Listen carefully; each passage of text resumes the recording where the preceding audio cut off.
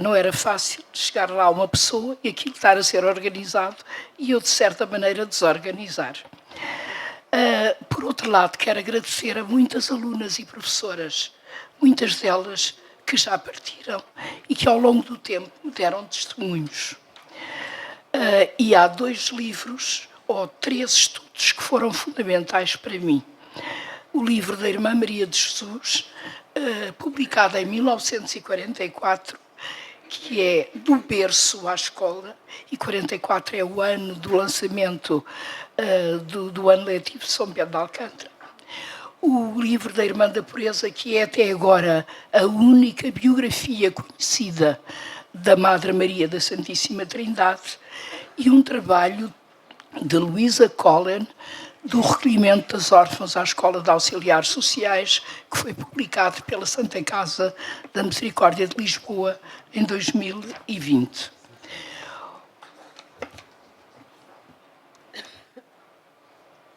Ora, tenho aqui o plano de trabalho e vou começar pela introdução. Na festa da canonização de Santa Maria Rivier, 15 de maio de 2022, o saudoso Papa Francisco referiu que ser santo implica servir o Evangelho e os irmãos, oferecer a vida em segredo, sem esperar retribuição, sem buscar qualquer glória mundana, mas escondido humildemente como Jesus. Os santos que gastaram a sua vida pelo Evangelho descobriram uma alegria sem par e tornaram-se reflexos do Senhor na história. Por isso, Santa Maria Rivier foi publicamente santificada. Assim também aconteceu com a vida da Madre Maria da Santíssima Trindade, que se gastou ao serviço do Evangelho. Na realidade, ainda não foi canonizada, mas um dia há de ser, se Deus quiser. Seguindo o exemplo da fundadora em tudo, tendo como ela uma saúde frágil, conseguiu concretizar a implantação da congregação em Portugal. Do mesmo modo que Maria Rivier começou a sua obra numa França anticlerical, a Madre Trindade iniciou os trabalhos da congregação em Portugal num tempo também de anticlericalismo republicano. Como os primeiros cristãos, a Madre Trindade pôs os seus bens, ou melhor, os bens da família Ornelas e Vasconcelos, de que ela e a irmã eram as únicas herdeiras, ao serviço da causa de Cristo, através das obras implementadas pelas irmãs. Responsável por ter conseguido atrair as primeiras vocações portuguesas e aceitando a direção do lactário, como acabámos de escutar na brilhante comunicação da doutora Isabel. Comparando o início dos trabalhos em Portugal com os começos da obra de Santa Maria Rivier, deparamos com um quadro muito semelhante, quer nas dificuldades de arranque, quer no sofrimento, quer na doença.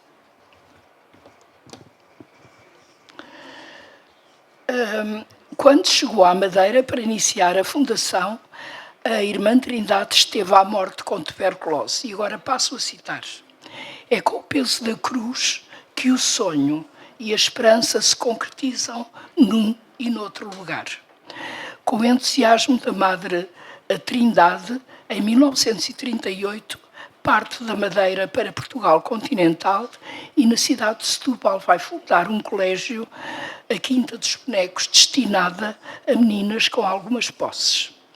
Na mesma cidade, em 40, a congregação aceita a direção do Asilo da Infância Desvalida e as irmãs rebatizaram-na mais tarde com o lindo nome de Casa de Nossa Senhora da Saúde. E por aqui vemos as 2 formas de atuar.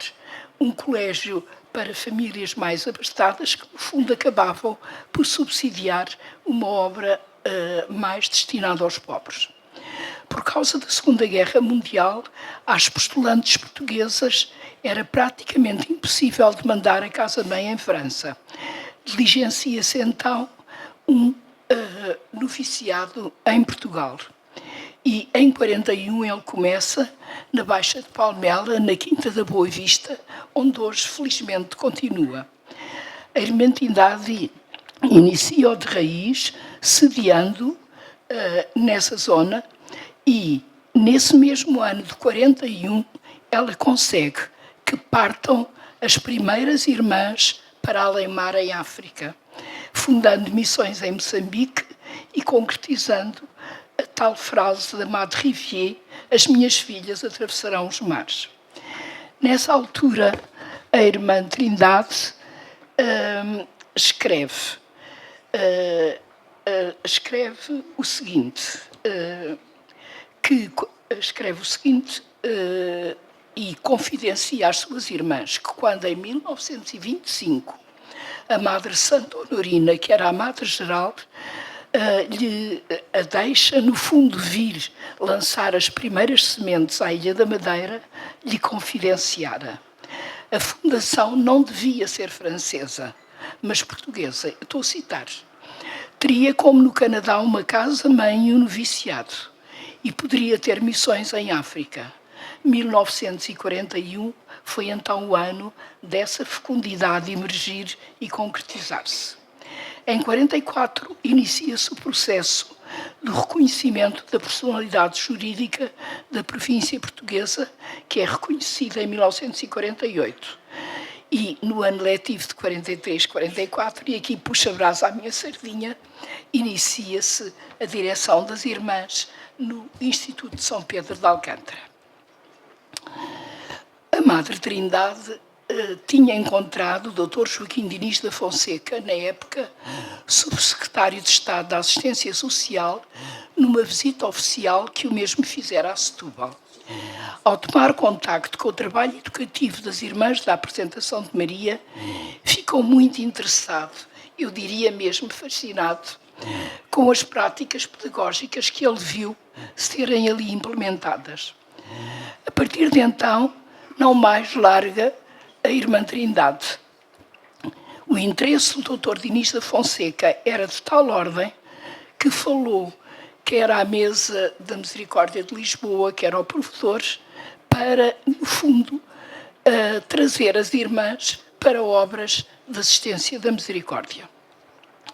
Com o que ele tinha ficado encantado era com o curso de que a Madre lhe falara, um curso geral que era diferente do ministrado nos liceus. Nessa altura, a Santa Casa da Misericórdia enfrentava dificuldades, e não eram nada poucas, em 2 estabelecimentos de assistência. Ambos tinham origem em legados diferentes, mas eram, nos 2 casos, destinados a meninas do sexo feminino. O primeiro era o recolhimento das órfãs, que funcionava desde os fins do século XVI, por conseguinte quase no primeiro século da Misericórdia. Tinha origem na doação de Dona Antónia de Castro, mas outras pessoas lhe juntaram os legados. Ora, a Misericórdia assumia então este recolhimento das órfãs, escolhendo-as entre as muitas órfãs que havia em Lisboa, e por conseguinte a dificuldade era, apesar de tudo, selecionar um grupo, porque havia muito mais candidatas do que as vagas. O segundo estabelecimento que vamos falar aqui era o Instituto Luísa Paiva de Andrade. Dona Carolina Augusta Paiva de Andrade, por morte do marido em 1908, funda em regime de internato um instituto em memória da sua única filha, chamada Luísa, então já falecida. Daí o nome de Instituto Luísa Paiva de Andrade.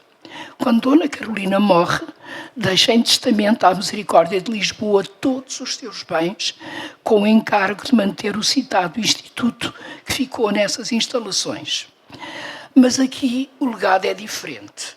Enquanto nos primeiros testamentos a obra era do recolhimento das órfãos, era para meninas sem pais órfãos, aqui a obra era para educandas selecionadas em famílias que tivessem descido na escala social e sem meios para educar as suas filhas. Por conseguinte, eram 2 legados diferentes, tinham só em comum serem destinados a meninas internas.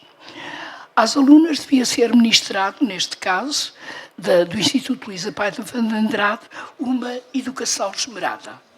E então, eu gosto imenso de pensar nisto porque é a providência de Deus. Havia dois caminhos paralelos, o da Madre Trindade e o da Santa Casa da Misericórdia de Lisboa.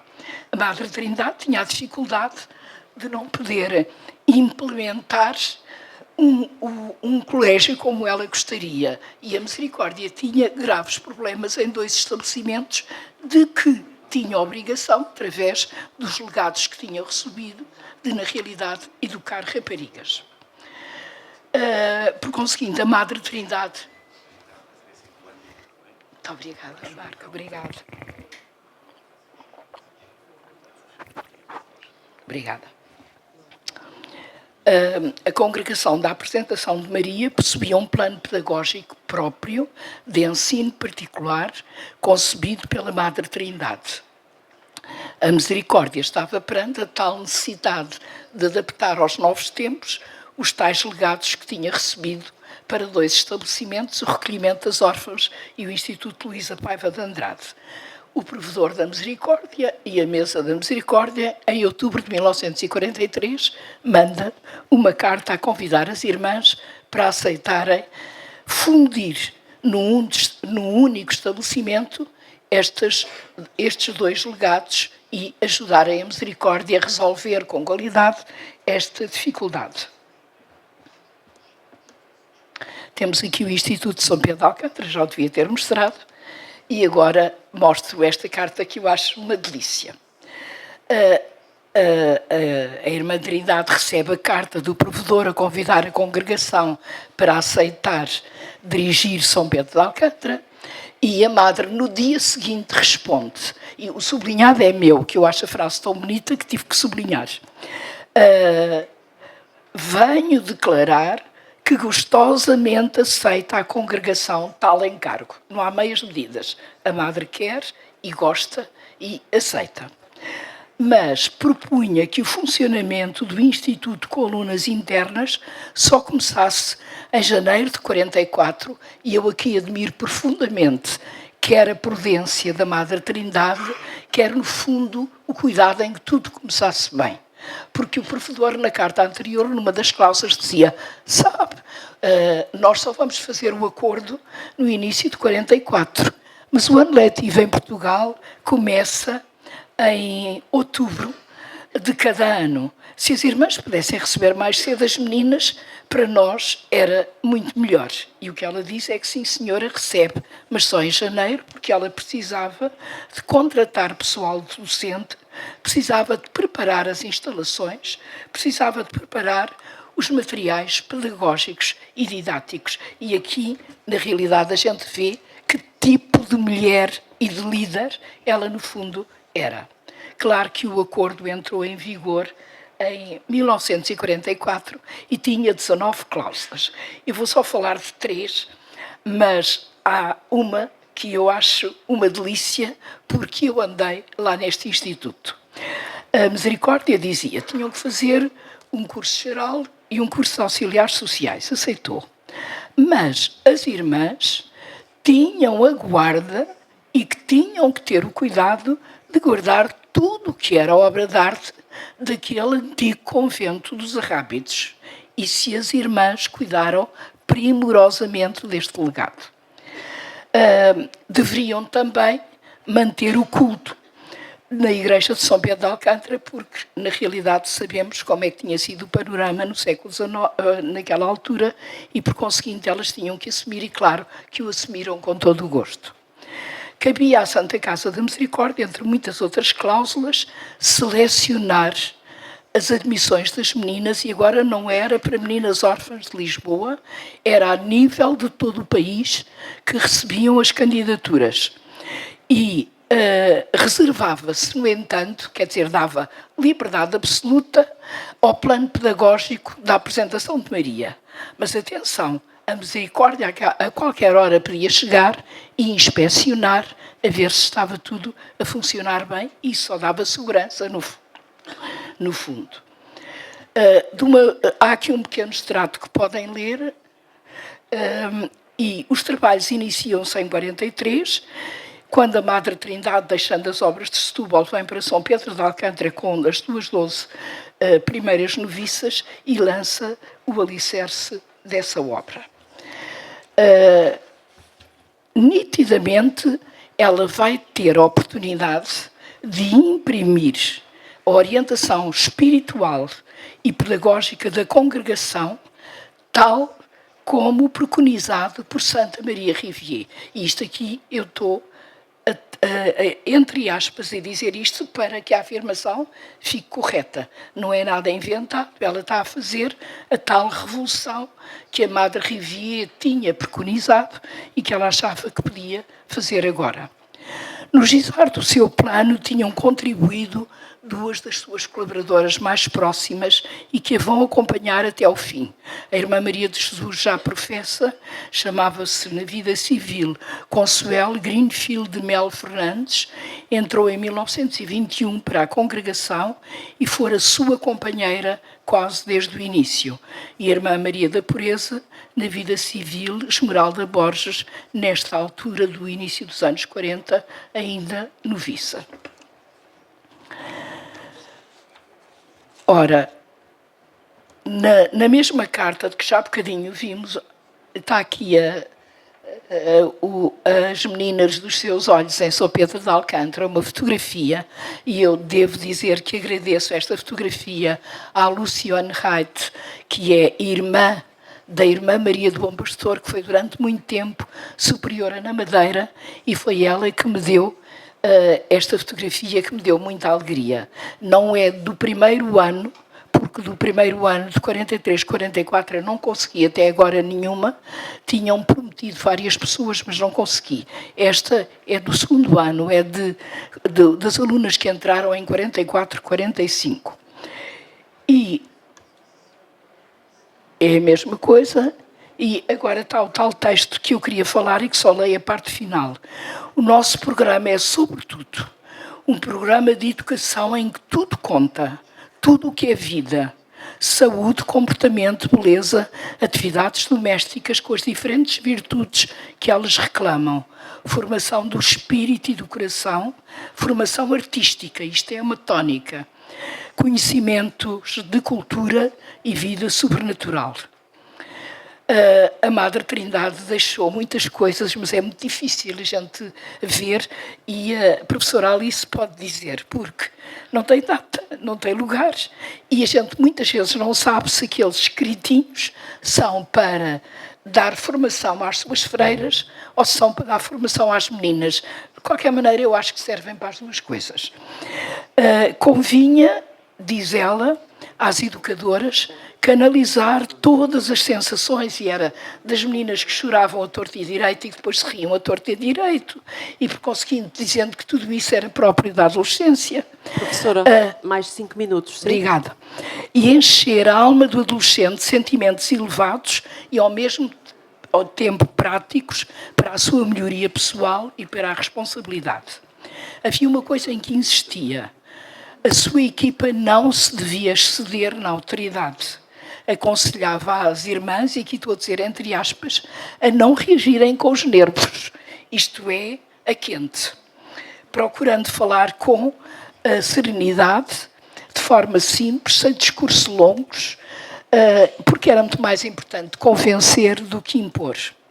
Era importante saber escutar as alunas e compreendê-las sem ter um ralhete sempre na ponta da língua.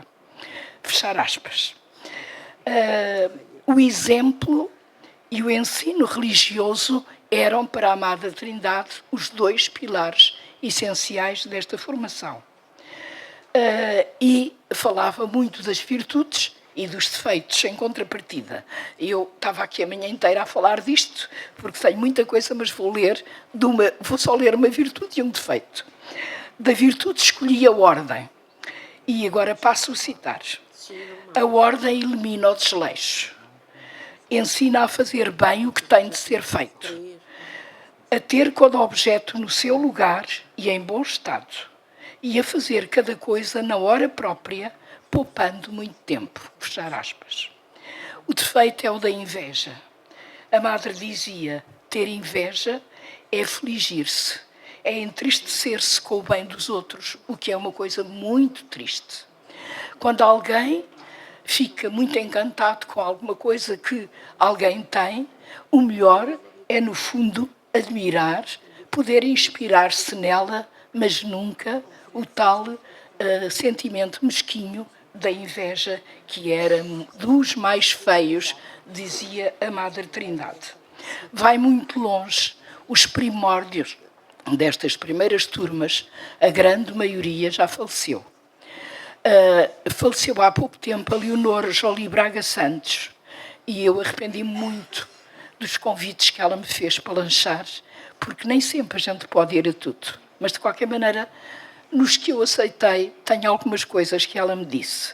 E uma das coisas que ela disse foi, ela era da primeira turma, nós éramos as meninas dos olhos da Madre Trindade, tal era o grande amor que nos tinha.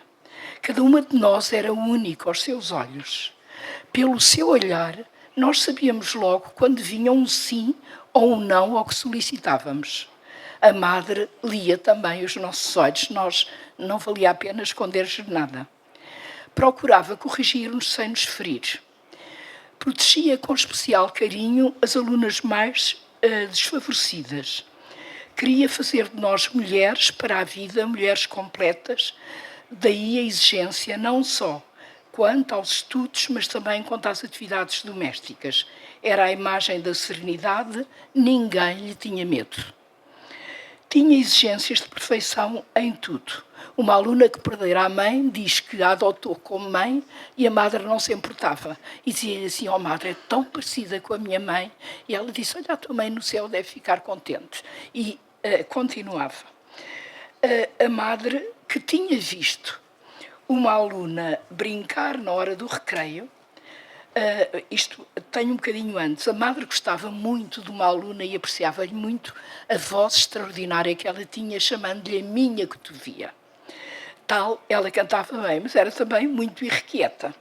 E um dia a Madre viu-a que na hora do recreio ela se pôs muito responsável a estudar. Claro que nessa noite foi para o dormitório fazer desordem com as colegas. Contaram à Madre e a Madre no dia seguinte chamou-a, como era habitual, e disse-lhe assim, eu tinha-te visto estudar na hora do recreio da noite. A partir daqui deves refletir que nessa hora era uma hora mesmo para brincar. Se tivesses feito isso, não terias feito as tontices que fizeste depois. Mais tarde, nas festas do colégio, as antigas alunas faziam brindes e eu encontrei Professora, no arquivo... 2 minutos, sim. Encontrei no arquivo das irmãs um rascunho de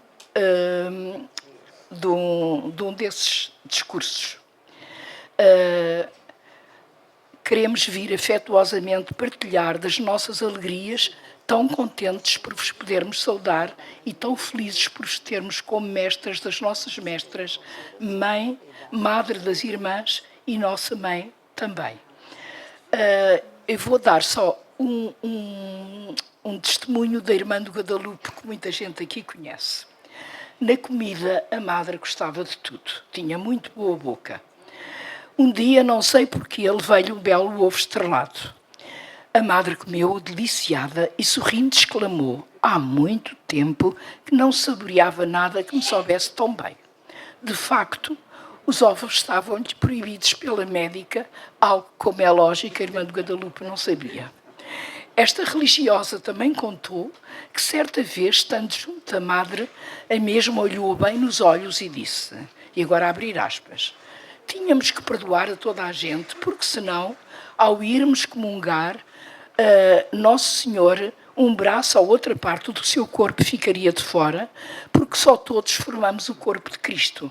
Primeiro devemos perdoar e depois aproximar-nos amorosamente da Eucaristia. E agora vou dar o meu testemunho pessoal. Entrei no Instituto de São Pedro de Alcântara em outubro de 58 e fiquei até julho de 64. E eu vinha, assim, de uma aldeia dos confins de Torres Vedras, que não tinha nem estrada, nem água canalizada, nem luz elétrica, isto para a pessoa, no fundo, situar. Mas adaptei-me muito bem.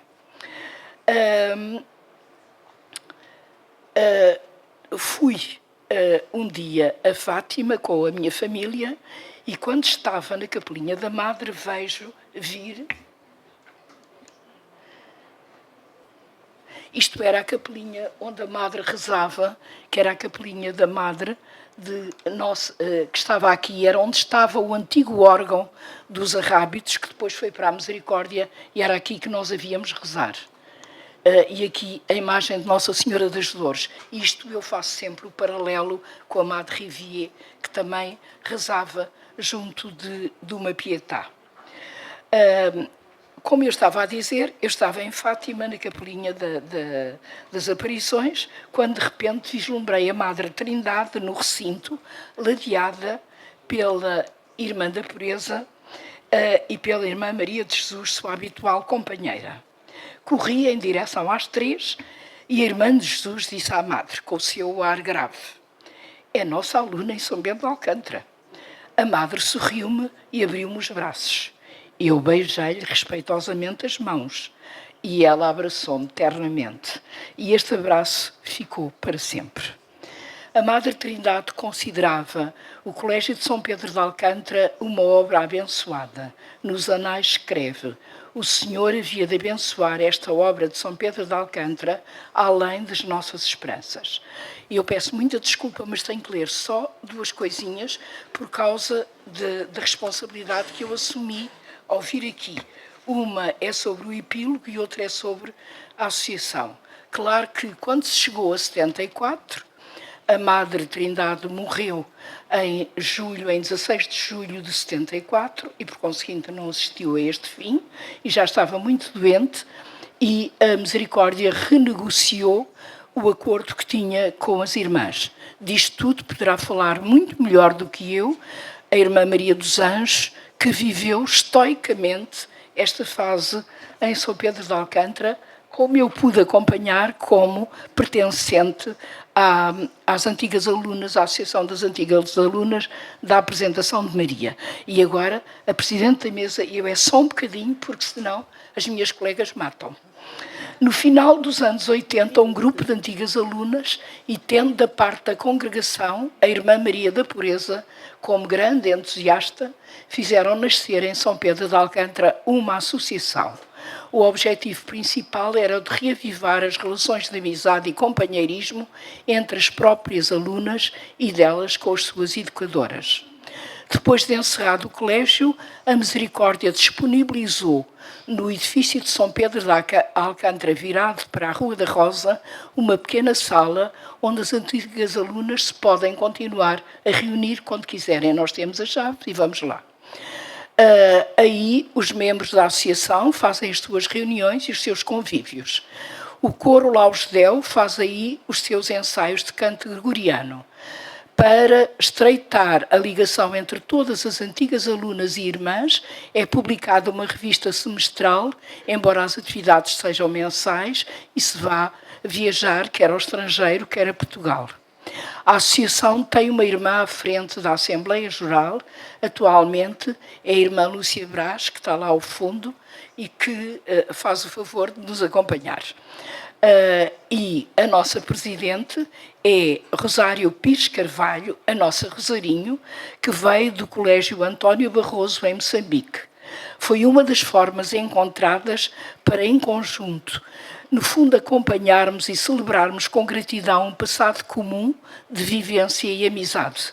A associação aceita como membros qualquer aluna ou aluno dos estabelecimentos da província portuguesa das Irmãs. Muito obrigada. Claro que eu vou só passando as fotografias. Sim, senhora. Esta fotografia tem um pormenor. Houve, nos sumários que eu vi na Misericórdia, no segundo ano letivo, no início de janeiro, há um interregno, não há aulas. Porquê? Porque havia tanto frio que elas interromperam as aulas. Eu fui ao arquivo de Lisboa e encontrei esta fotografia que confirma em absoluto